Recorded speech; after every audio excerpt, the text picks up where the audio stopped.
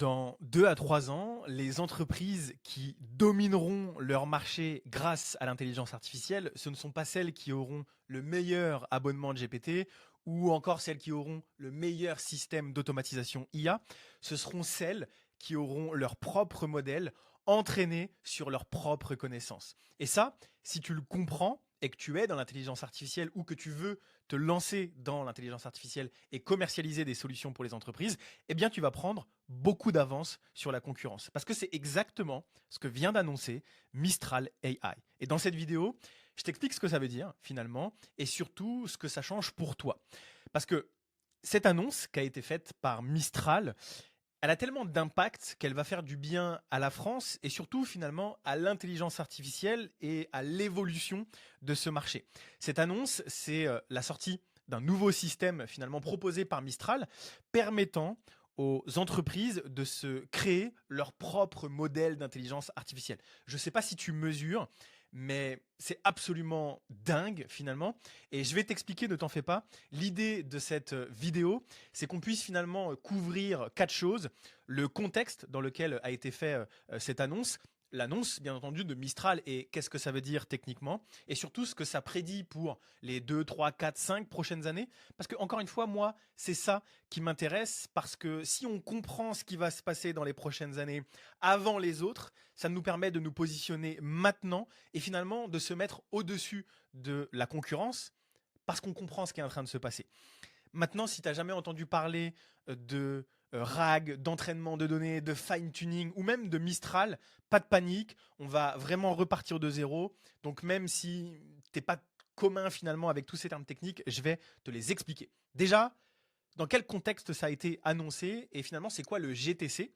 Parce que le GTC, c'est là où ça a été annoncé par Mistral, c'est la conférence, une conférence annuelle qui est donnée par Nvidia, donc c'est le GPU Technology Conférence. Elle est donnée à San José et c'est littéralement l'événement le plus important finalement du secteur hardware de l'intelligence artificielle.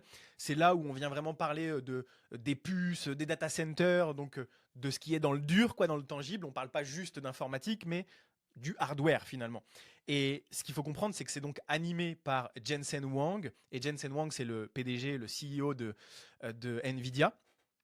Et lui, quand il monte sur scène, quand il ouvre la bouche, quand il parle, quand il fait des prédictions, eh ben, tout le monde l'écoute. Toute l'industrie de l'intelligence artificielle l'écoute. Pourquoi? Parce que c'est lui le boss. C'est lui qui tient les ficelles. C'est lui le vrai vendeur de pelles. C'est lui qui vend les puces qui permettent aux IA de tourner aujourd'hui.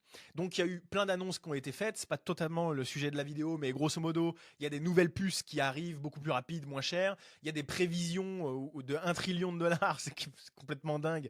Nvidia qui double en fait, qui pense doubler les ventes de puces IA et ça va atteindre 1 trillion de dollars. Il y a Nemoclo qui sort, donc qui est le entre guillemets le concurrent direct à OpenClaw, donc le modèle open source pour faire tourner des agents IA. Sauf que là, le Nemoclaw, c'est la version B2B, c'est la version entreprise, plus sécurisée, avec des meilleures confidentialités des données, etc. Il y a l'IA dans l'espace, hein, c'est pour ça d'ailleurs que j'ai pris cette photo-là, où on voit justement Jensen Huang, là, le PDG de Nvidia, sur sa scène spectaculaire, avec un écran derrière dans l'espace et tout. Enfin bref, il y a des annonces de fous qui ont été faites. Et puis il y a des nouvelles puces pour mieux répondre aux besoins de l'IA agentique. Et surtout, et c'est de ça dont on va parler aujourd'hui, il y a eu l'annonce donc de Mistral. Alors Mistral, si tu ne sais pas qui c'est l'intelligence artificielle française. C'est une boîte française qui est devenue en 2 ans une des références mondiales. Je crois qu'ils sont valorisés à genre 15 millions de dollars, 15 milliards de dollars, que dis-je, 15 milliards de dollars ou un petit peu moins, 13, 14, quelque chose comme ça. Vraiment, ils sont sur le podium des IA. Hein. C'est pas la meilleure, bien entendu, mais au moins on a une référence française. Et donc ils ont fait une annonce où ils ont expliqué qu'ils venaient de lancer Forge, donc leur nouveau produit, qui est un système qui va permettre aux entreprises de construire des modèles d'intelligence artificielle de pointe basés sur leurs propres connaissances, sur leurs connaissances propriétaires. Et c'est ça qui est fou et qu'on va voir dans cette vidéo. Donc il nous explique que ça vient combler le fossé entre l'IA générique et les besoins spécifiques d'une entreprise. Donc au lieu de s'appuyer sur des données publiques, des données généralistes, bah là les entreprises, les organisations, elles vont pouvoir vraiment entraîner des modèles qui vont comprendre leur contexte interne, leur expérience, intégrer tout ça à leur système, à leur flux de travail, à leur politique d'entreprise, et ça va leur permettre d'aligner ce que fait l'IA et ce que c'est l'IA à leurs opérations du quotidien et des opérations qui sont en fait uniques parce que chaque entreprise a sa propre expérience, sa propre manière de travailler, etc., etc. Et ils expliquent après qu'ils ont déjà fait des partenariats, ils ont déjà signé des deals quoi finalement, et donc que tout ça est déjà lancé. Donc Forge, en fait, c'est donc leur nouveau produit. Petite parenthèse, c'est pas forcément un outil pour nous là tout de suite maintenant. C'est plutôt l'impact que ça va avoir et vers où ça nous mène qui est important. Mais c'est un produit haut de gamme, c'est un produit pour les grosses entreprises. Le pitch, c'est quand même de se construire un LLM sur mesure, quoi, qui connaît ton entreprise et pas juste un assistant qui lit de la documentation. Non, un LLM, un modèle qui est formé sur ta connaissance en interne, de fond en comble. Donc forcément, c'est pour les grosses boîtes, quoi. C'est pour les boîtes dans la défense, dans la finance, dans la santé, dans l'industrie, etc. Et les boîtes qui veulent pas envoyer finalement leurs data, leurs informations, leurs données à OpenAI, à Google, ou juste voilà, qui veulent garder leurs données propriétaires, tout simplement. Et donc, ce qui moi m'intéresse, parce que c'est ça finalement c'est vers là que ça nous mène, c'est que à terme, le vrai avantage compétitif, ça va devenir le modèle. C'est pas le fait d'avoir un prompt système dans ton workflow N8N. C'est pas le fait d'avoir des outils propriétaires. C'est pas le fait d'avoir un abonnement de ChatGPT. C'est le fait d'avoir ton propre modèle entraîné sur tes propres connaissances. Et c'est là que ça change tout. Et donc là, il y en a peut-être qui vont me dire, oui, mais on pouvait déjà faire ça. On mettait un système RAG, on faisait du fine-tuning sur un modèle, et on pouvait déjà transmettre des données finalement à une IA. C'est pas tout à fait la même chose, et justement, il faut comprendre la différence. Donc, il y a le RAG, le fine-tuning et Forge. On va essayer d'y aller de manière très vulgarisée et très simple pour que tout le monde comprenne. Déjà, ils ne sont pas équivalents. C'est trois réponses différentes, c'est trois choses différentes. Le RAG, fondamentalement, le modèle d'intelligence artificielle auquel que tu connectes à ta base de données, il change pas. Ça reste le même. C'est-à-dire que si demain, tu poses une question à ton chatbot qui est connecté à un RAG, à une base de données, ou s'il y a une automatisation sur N8N qui est connectée à une base de données, à chaque fois qu'il va interpeller la base de données, qu'est-ce qui va se passer? Il va aller rechercher les données, la base de données va lui restituer les informations qui lui semblent les plus pertinentes en fonction de la requête. Tout ça, il va le donner au LLM pour avoir la réponse. Mais le LLM, fondamentalement, ça reste OpenAI. Ça reste un modèle qui est entraîné sur des milliards de données, qui a sa propre façon de raisonner, qui a sa propre façon de fonctionner, qui a ses propres limites. Quand tu demandes à OpenAI de te faire une photo érotique, il ne te la fait pas parce qu'il est entraîné comme ça. Et donc c'est ça qu'il faut comprendre. Donc dans nos workflows N8N, dans nos projets Claude, dans les skills qu'on vient donner à Claude, ça reste finalement un outil qui va lire de la documentation. Mais le modèle en lui-même, lui, il change pas quoi fondamentalement. Il n'a pas intégré des données. Il n'a pas une nouvelle façon de raisonner. Il a juste des documents en plus qui lui permettent d'avoir des réponses un peu plus pertinentes. Ce qui est déjà exceptionnel, attention.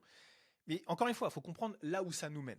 Donc là, en fait, on a juste, avec un RAG, un consultant externe à qui tu donnes des dossiers avant une réunion. Il va lire les dossiers, comprendre le dossier, et le lendemain, si tu lui enlèves le dossier, il aura certainement tout oublié. Mais le jour de la réunion, quand tu lui poses une question, il vient juste te régurgiter, il vient juste te cracher ce qu'il a lu dans le dossier. Il n'a pas, pas une façon de raisonner. Il n'a pas une expérience derrière lui qui lui permet de dire ah bah selon ta boîte, selon ta vision des choses, selon ta manière de travailler, voici la meilleure réponse. Non, il recrache juste ce qu'il a lu dans un document. Ok ? Après, il y a le fine-tuning, c'est l'étape du dessus. Le fine-tuning, là, on vient un petit peu changer le modèle. On vient un petit peu changer la manière dont se comporte le modèle. Donc là, c'est vraiment une question de comportement et de style.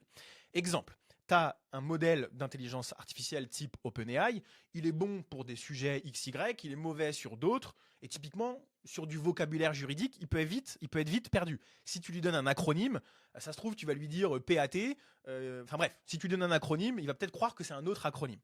Donc là, tu vas fine-tuner le modèle, tu vas entraîner le modèle, tu vas personnaliser le modèle, tu vas lui donner des décisions de justice, tu vas lui donner du vocabulaire juridique, tu vas lui donner des contrats, des documents.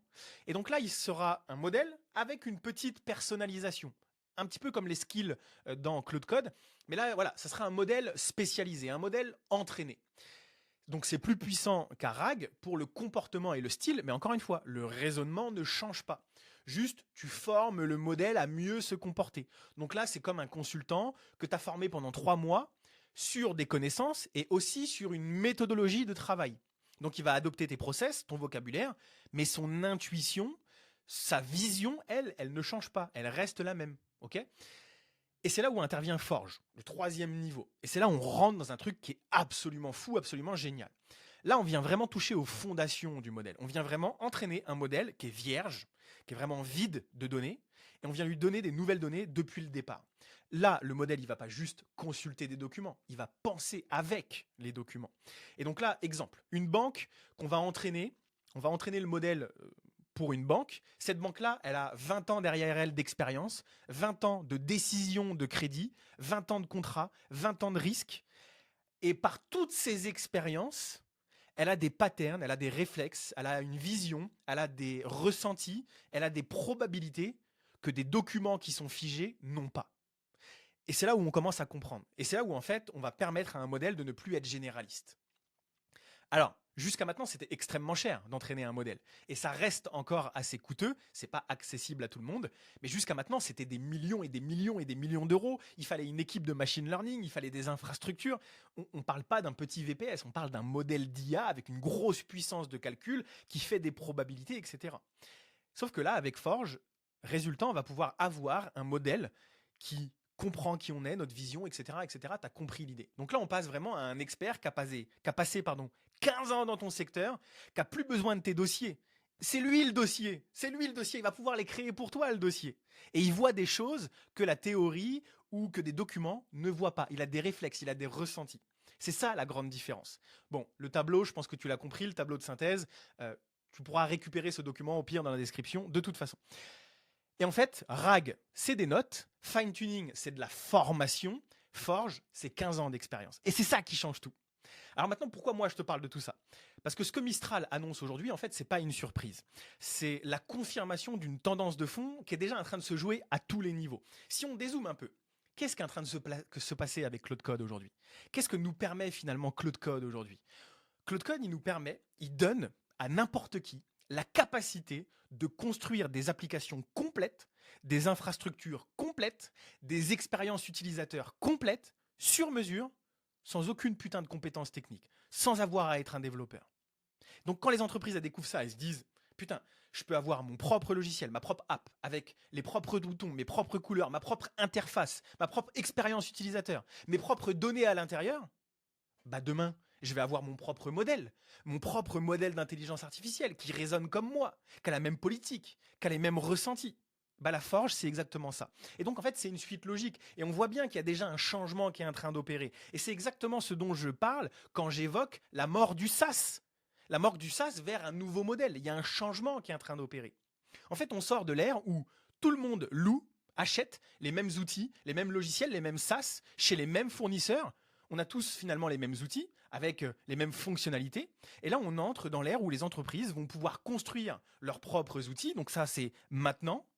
Et demain, on aura une ère où on possédera, enfin les entreprises posséderont leur propre couche technologique. C'est insane. Et c'est exactement ce dont je vais parler pour maintenant, hein, parce que les modèles d'IA, pour le moment, encore une fois, c'est pas accessible. En tout cas, ça représente des coûts importants. Mais ce dont moi je vais parler, ce dimanche-là, 22 mars à 20 h, je vais faire un live où je vais te montrer comment utiliser Claude Code pour créer des outils IA personnalisés et les vendre aux entreprises, pour commencer ce changement qui est en train d'opérer. Et ça, même si tu n'as aucune compétence technique, ça t'est accessible aujourd'hui. C'est la force de Claude Code. Donc si tu as envie de t'inscrire, le lien est dans la description. Mais en fait, les prédictions, c'est quoi? C'est que la commoditisation, je vais y arriver, elle est inévitable. En fait, entraîner un modèle, c'est pas accessible à tous, tout de suite là maintenant. Mais dans 5 ans, ça coûtera presque rien. C'est ce qui s'est passé avec les serveurs web. En 2000, c'était réservé aux grandes boîtes d'avoir ses propres serveurs. Aujourd'hui, pour 5 dollars par mois, tu as ton serveur en cloud. Bah, la même chose va arriver avec les modèles avec l'entraînement de modèles. C'est inévitable. Si Forge, qui est Mistral AI, hein, ils sont quoi dans le top 10, qui est Mistral AI, si eux, ils mettent déjà cette impulsion, ça va être insane. La bataille compétitive, finalement, elle migre vers les données. Pendant un moment, elle migrait vers la technologie. Là, tout de suite, elle migre vers l'outil qu'on va pouvoir utiliser. Le fait d'avoir des open cloud dans sa boîte pour avoir encore plus de productivité. Demain, elle migrera vers la data. On le sait de toute façon, c'est connu depuis la nuit des temps. La data, c'est l'or numérique. Parce que quand tout le monde a accès aux mêmes outils et aux mêmes modèles, bah, ce qui fait la différence, c'est ta data. C'est ce que tu sais faire. C'est ce que tu as accumulé. tes données internes, tes process, tes clients, ton expertise, ça, il n'y a personne qui peut te le copier. Et donc l'entreprise qui aura intégré tout ça dans un modèle, elle aura une longueur d'avance sur les autres. Et Forge aujourd'hui, en fait, c'est AWS en 2026. AWS, c'est un produit d'Amazon qui a été lancé en 2026. Personne ne comprenait vraiment l'intérêt de louer des serveurs plutôt que d'en acheter. AWS, c'est Amazon Web Services et tu peux aller chercher des serveurs comme Hostinger, entre guillemets. Et aujourd'hui, tout le monde est sur le cloud. L'idée d'acheter ses propres serveurs, c'est même devenu absurde. Et donc, dans 5 ans, les entreprises n'utiliseront plus aucun modèle généraux comme ChatGPT. Elles auront leur propre modèle entraîné sur leurs propres connaissances. Et tu vas voir que toutes les autres boîtes vont suivre parce que c'est toujours comme ça. C'est la guéguerre des IA. Donc Forge, c'est le premier produit qui rend ça aujourd'hui possible à grande échelle. Et c'est inévitable, ce ne sera pas le dernier. Donc ça veut dire quoi pour toi maintenant? Si tu lances une agence IA aujourd'hui, Forge, c'est pas ton marché, qu'on soit bien d'accord. C'est pour les grands groupes avec des milliers d'euros à investir. Mais comprendre où va le marché, c'est se positionner avant les autres. Donc ce que tu peux faire dès maintenant, c'est aider tes clients à organiser, à structurer, à documenter finalement leurs connaissances internes. Si tu es une agence IA sérieuse, tu le faisais déjà. Mais fais-le de manière encore plus rigoureuse et encore plus complète, parce que c'est ce qui deviendra leur fondation, c'est ce qui deviendra leur avantage dans 3 ans. Et tu pourras être là, toi, pour leur vendre et continuer finalement à vendre des prestations dans 3 ans, 4 ans, 5 ans avec ton agence IA. Bref, l'IA finalement en général, tout le monde aujourd'hui y a accès. L'IA qui sait comment fonctionne ton business, c'est ça le vrai avantage compétitif de demain. J'espère que ça t'aura permis d'y voir clair. En tout cas, ne rappelle-toi, c'est ce dont je vais parler justement le 22 mars à 20h. On va faire un live où je te montre comment finalement créer des outils IA personnalisés pour les entreprises et aller les commercialiser pour les vendre justement, les commercialiser aux entreprises. Et ça, même si tu n'as aucune compétence technique, moi, c'est quelque chose que je fais depuis déjà un bon moment. Le lien est dans la description. Si tu as la moindre question sur tout ce que je viens de te dire aujourd'hui, pose-la en commentaire. Il n'y a pas de questions bêtes. Je pourrais y répondre avec grand plaisir. Mets un petit like, pouce, abonnement, blablabla. Tu connais la chanson. Et puis on se dit à plus dans le bus.